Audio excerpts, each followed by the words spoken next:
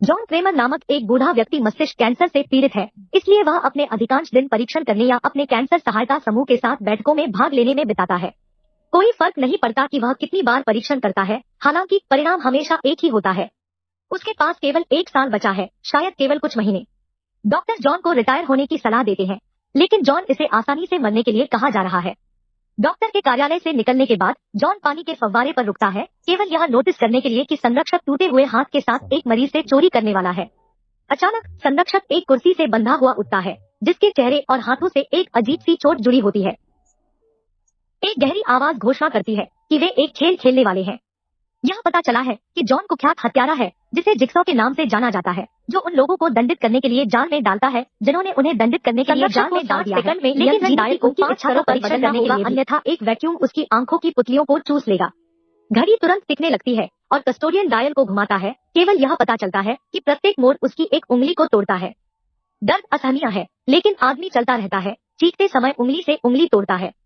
दुर्भाग्य से वह समय पर नहीं पहुंच पाता है और वादे के अनुसार खालीपन उसकी आंखों को चूस लेता है। हालांकि यह पता चला है कि जॉन यह सब कल्पना कर रहा था और संरक्षक वस्तुओं को उनके स्थान पर वापस रख रहा है। 4 महीने बाद जॉन एक कैफे में अपनी दीवार तैयार कर रहा है जब वह हेनरी को अपने सहायता समूह से देखता है। यह पता चला है कि उनके कैंसर को एक प्रयोगात्मक उपचार द्वारा ठीक किया गया है, जो एक नई दवा और एक प्रक्रिया को जोड़ती है, जिसमें से हेनरी को एक बड़ा निशान है। संयुक्त राज्य अमेरिका में उपचार उपलब्ध नहीं है क्योंकि इसे सरकार द्वारा अनुमोदित नहीं किया गया है और डॉक्टर बिग फार्मा माफिया से बच रहा है, लेकिन हेनरी जॉन को एक वेबसाइट देता है जहां वह इस विषय पर शोध कर सकता है।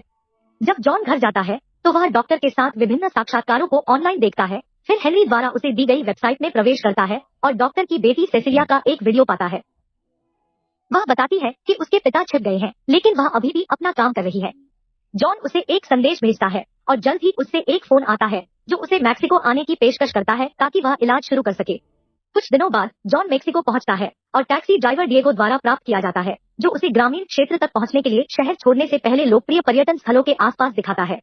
अचानक एक वैन सड़क को अवरुद्ध करती है और बंदूकों के साथ कुछ नकाबपोश लोग जॉन को धमकी देने के लिए बाहर आते हैं, जब तक कि वह उन्हें अपना नाम नहीं बताता। एक बार जब वे सुनिश्चित हो जाते हैं कि वह सही लड़का है, तो वे उसे वैन सुविधा, जहां हाउसकीपर गैब्रिएला द्वारा उनका स्वागत किया जाता है। बसने के बाद जॉन सेसिलिया से मिलता है, जो बताती है कि वैन बिग फार्मा को दूर रखने के लिए उनकी सुरक्षा का हिस्सा है। वह उसे जगह के चारों ओर दिखाती है और जॉन को केयरटेकर के बेटे कार्लोस, एनेस्थेसियोलॉजिस्ट मेथियो, नर्स वैलेंटिना और पार्कर नामक एक अन्य रोगी से मिलने का मौका मिलता है, जिसने अपना इलाज पूरा कर लिया है और जॉन को शुभकामनाएं देता है। वैलेंटाइना जॉन से कुछ रक्त लेने के लिए आगे बढ़ती है और अन्य नियमित परीक्षण चलाती है। बाद में सेसिलिया और जॉन उपचार के विवरण पर चर्चा करते हैं और सेसिलिया आश्चर्य करती है कि जॉन जीवित रहने के लिए क्या करता है, लेकिन जॉन का कहना है कि वह इंजीनियर से लोगों को आंतरिक बाधाओं को दूर करने में मदद करने के लिए चला गया। बाद में आधी रात में जॉन बाहर एक शोर सुनता है और पाता है कि कार्लोस अपनी साइकिल को ठीक करने की कोशिश कर रहा है, लेकिन तुरंत अच्छी मदद नहीं कर रहा है और उनकी बातचीत के दौरान उसे पॉल के लिए स्पेनिश शब्द सीखने को मिलता है। अगले दिन जॉन अंतः सर्जरी से गुजरता है क्योंकि वे उसके मस्तिष्क पर काम करेंगे। वे जागृत क्रैनियोटॉमी नामक कुछ करेंगे, जिसका अर्थ है कि जॉन चेतना के अंदर और बाहर तैर रहा होगा ताकि डॉक्टर यह सुनिश्चित कर सके कि वे प्रक्रिया के दौरान अपने मस्तिष्क के साथ गड़बड़ नहीं कर रहे हैं। वह उठता है और वे उसे गिरने से पहले अपनी उंगलियों को हिलाने के लिए कहते हैं, जो वह सफलतापूर्वक करता है। फिर से बेहोश जॉन एक स्क्रीन पर एक नजर डालता है और ट्यूमर के साथ अपने मस्तिष्क की रिकॉर्डिंग देखता है। कुछ घंटों बाद जॉन एक नई सुविधा में उठता है जो एक अस्पताल के करीब है अगर उसे आधान की आवश्यकता होती है। सेसिलिया ने पुष्टि की कि ऑपरेशन बहुत अच्छी तरह से चला गया और अब जॉन को केवल 1 सप्ताह के लिए विशेष दवा पीनी है और जॉन इतना खुश है कि वह रोता है क्योंकि वह सुबह भुगतान का दूसरा आधा भेजने का वादा करता है। अगले दिनों के दौरान जॉन शांति महसूस करता है और फिर से जीवन का आनंद लेने की कोशिश करता है। जब वह खुद को नए जाल डिजाइन करता हुआ पाता है तो वह अपनी नोटबुक से पृष्ठ को फाड़ देता है, उसे पीछे छोड़ना चाहता है। वह एक नई शुरुआत के लिए इतना आभारी है कि वह टीम के लिए एक उपहार खरीदता है। फिर वह स्थलों का निरीक्षण करने और घर के स्थान को ट्रैक करने के लिए अपने कौशल का उपयोग करता है। हालांकि जब वह वहां पहुंचता है तो वह दरवाजा खुला और फर्श पर टूटा हुआ देखकर चौंक जाता है। जॉन अंदर देखता है लेकिन आसपास कोई नहीं है और जब वह ऑपरेशन रूम में प्रवेश करता है तो यह भी जर्जर होता है। एक मेज पर वह एडवीडी को सर्जन ऑफ टुमारो कहता है और जब वह इसे देखता है तो उसे पता चलता है कि उसने जो सोचा था वह उसका दिमाग था। यह देखते हुए कि यह कहां जा रहा है, जॉन अपनी पट्टियां उतारता है और अपने संदेह की पुष्टि करने के लिए दर्पण को देखता है। इस पूरी घटना पर उनका कभी ऑपरेशन नहीं किया गया। यह एक घोटाला है। गुस्से में वह खरीदे गए उपहार की बोतल को तोड़ देता है और अपना बदला लेने की योजना बनाना शुरू कर देता है। कुछ समय बाद डिएगो अपने नवीनतम यात्री को छोड़ रहा है जब अचानक कोई उसे पीछे से आश्चर्यचकित करता है और उसे सुला देता है। जब वह उठता है तो वह खुद को सुविधा में एक स्तंभ से बंधा हुआ पाता है और उसके हाथ टेप में लिपटे होते हैं जिसके अंत में स्केलपेल होते हैं और 2 बम उसकी बाहों में बंधे होते हैं। भयभीत होकर वह तुरंत रस्सी काट देता है और जॉन को खिड़की के पीछे देखता है, लेकिन जॉन उससे बात नहीं करता है। इसके बजाय वह खेल के नियमों के साथ एक रिकॉर्डर फेंकता है। जॉन जानता है कि डिएगो सर्जन होने का नाटक कर रहा था, इसलिए अब उसे खुद का ऑपरेशन करना होगा। विस्फोट से पहले बमों को हटाने के लिए उसे स्केलपेल्स का उपयोग करना चाहिए। स्केलपेल स्टील के तारों को काटने के लिए पर्याप्त मजबूत नहीं है, इसलिए जिस त्वचा से वे जुड़े हुए हैं उसे इसके बजाय काट दिया जाना चाहिए। सबसे पहले डिएगो एक रास्ता खोजने की कोशिश करने के लिए काफी बेताब है, लेकिन चूंकि कोई निकास नहीं है इसलिए वह स्केलपेल्स का उपयोग करना शुरू कर देता है। यह अविश्वसनीय रूप से दर्दनाक है और वह दर्द से कराहना बंद नहीं कर सकता है, लेकिन बहुत प्रयास और रक्तस्राव के बाद वह दोनों बमों को हटाने में कामयाब रहता है और विस्फोट से ठीक पहले रास्ते से कूद जाता है। बाद में जॉन डिएगो को कुछ आपातकालीन देखभाल के साथ मदद करता है और वादा करता है कि वह ठीक हो जाएगा ताकि उसे घोटाले की बाकी टीम को ट्रैक करने में मदद मिल सके। कुछ दिनों बाद वैलेंटाइना एक पब में है और एक लड़के के साथ रात बिताने के लिए मिलता है। हालांकि जब वे कार में पहुंचते हैं और वह पैसे मांगती है तो वह नाराज हो जाता है जब उसे पता चलता है कि यह उसका काम है और उसे बलपूर्वक ले जाने के लिए अपनी कार में धक्का देता है। हालांकि इससे पहले कि वह कुछ कर पाता कोई खिड़की के माध्यम से पहुंचता है और लड़के को मार देता है। फिर वैलेंटाइना का अपहरण हो जाता है। इस बीच गैब्रिएला पशु चिकित्सक क्लिनिक में जाती है जहां माटेओ काम करता है और उससे कुछ पशु दवा खरीदता है क्योंकि वह एक नशेड़ी है। उसके जाने के बाद मैथ्यू को एक शोर सुनाई देता है और जब वह जांच करने जाता है तो कोई उसे आश्चर्यचकित करता है। गैब्रिएला उसे बाहर निकाल देता है। वह एक बाथरूम स्टॉल में दवा लेने के लिए एक बार में जाती है और रहस्यमय पैरों की एक जोड़ी को इधर उधर भटकते हुए देखती है। वह चुपचाप बाहर निकलने की कोशिश करती है, लेकिन एक डरावना मुखौटा पहने रहस्यमय व्यक्ति उसे एक शानदार हवेली में अपहरण करने के लिए नीचे गिरा देता है। सेसिलिया को पैसे के साथ बैग मिल रहे हैं। बोलिविया में अपने अगले शिकार के साथ एक बैठक की व्यवस्था करते हुए छोड़ने के लिए तैयार है। जब वह शोर सुनती है तो वह अपने सुरक्षा कैमरों की जांच करती है और छत पर एक व्यक्ति को देखती है। यह व्यक्ति अचानक कांच की छत को तोड़ देता है, इसलिए सेसिलिया अपनी कार में भागने की कोशिश करने के लिए दौड़ती है, लेकिन जब वह गैरेज खोलती है तो उसे एक डरावना मुखौटा वाला व्यक्ति मिलता है। उसे को रोकते हुए अचानक जॉन उसके पीछे दिखाई देता है और उसे अपहरण करने के लिए सुला देता है। दूसरा व्यक्ति अपना मुखौटा हटा देता है और अमांडा होने का खुलासा करता है, जो जॉन का एकमात्र शिकार है जो उसके जाल से बच गया है। वह एक नशेड़ी हुआ करती थी, लेकिन जॉन द्वारा उसे अपना घातक उपचार देने के बाद उसने अपना जीवन बदल दिया और अब वह उसके लिए इतनी आभारी है कि वह उसकी योजनाओं को पूरा करने में उसकी मदद करती है। कुछ घंटों बाद सभी स्कैमर्स जंजीरों के साथ सुविधा में जागते हैं जो उन्हें भागने की कोशिश करने से रोकते हैं। अमांडा सेसिलिया की जैकेट और फोन लेती है और उन्हें एक मेज पर छोड़ देती है, इससे पहले कि जॉन अपने घोटाले के लिए सभी को बुलाने के लिए बाहर आता है। सेसिलिया यह कहने की कोशिश करती है कि वे लोगों की मदद करते हैं और जॉन का मामला अलग था, लेकिन जॉन उस पर विश्वास नहीं करता क्योंकि वह पहले से ही उन सभी की जांच कर सभी रोगी मर चुके हैं और वह इसके कारण अमीर है। फिर यह पहले गेम का समय है जिसमें वैलेंटाइना शामिल है, जिसका सिर रस्सी और मोटे तारों से फंसा हुआ है। वह उन्हें अपनी गर्दन से दूर ले जाने की कोशिश करती है, लेकिन इससे केवल उसके हाथों में दर्द होता है। जॉन उसे एक तार के साथ एक बॉक्स छोड़ देता है, यह समझाते हुए कि उसके पैर को जाना चाहिए ताकि वह अस्थि मज्जा के नमूने को एक मशीन में स्थानांतरित कर सके जो उसकी गर्दन के चारों ओर आड़ी को निष्क्रिय कर देगा। सबसे पहले वैलेंटाइना अभिनय करने से बहुत डरती है, लेकिन अन्य लोग उससे आग्रह करते हैं और उसे समझाते हैं कि उसे दर्द में चीखते हुए उसे काटना, हड्डी को धीमा करना, लेकिन कभी हार नहीं मानना। केवल 45 सेकंड शेष होने के साथ पैर गिर जाता है और वैलेंटिना तुरंत मेजबान को स्थानांतरण करने के लिए जोड़ता है। हालांकि यह पर्याप्त तेज नहीं है और समय समाप्त हो जाता है। आरी जल्दी से सक्रिय हो जाती है और वैलेंटिना अपना सिर खो देती है। जॉन और अमांडा एक कार्यालय में एक स्क्रीन पर यह सब देख रहे हैं और एक बार जब वैलेंटाइना मर जाती है तो जॉन घोषणा करता है कि गैब्रिएला अगला है। अमांडा को गैब्रिएला के लिए बुरा लगता है क्योंकि वह समझती है कि कैसे नशेड़ी कभी कभी सिर्फ चीजों में फंस जाते हैं, लेकिन जॉन बताते हैं कि हर किसी के पास स्वतंत्र इच्छा है, इसलिए अमांडा को इसकी आदत डालने की जरूरत है। तब यह पता चलता है कि जॉन चाहता है कि अमांडा उसकी मृत्यु के बाद उसका काम संभाले। उस समय सेसिलिया का फोन बजने लगता है और समूह उस तक पहुंचने की कोशिश करता है, लेकिन चेन काफी लंबी नहीं होती है। एक हताश सेसिलिया धातु का एक टुकड़ा पकड़ती है और वैलेंटिना के पेट को खोलने के लिए इसका उपयोग करती है। इस तरह वह अपनी आंतों को रस्सी के रूप में उपयोग करने के लिए हटा सकती है। योजना काम करती है और वह मेज को करीब लाने का प्रबंधन करती है, लेकिन जैसे ही वह अपने फोन पर एक नंबर डायल करती है, अमांडा दिखाई देती है और फोन ले जाने से पहले उसे चकती है।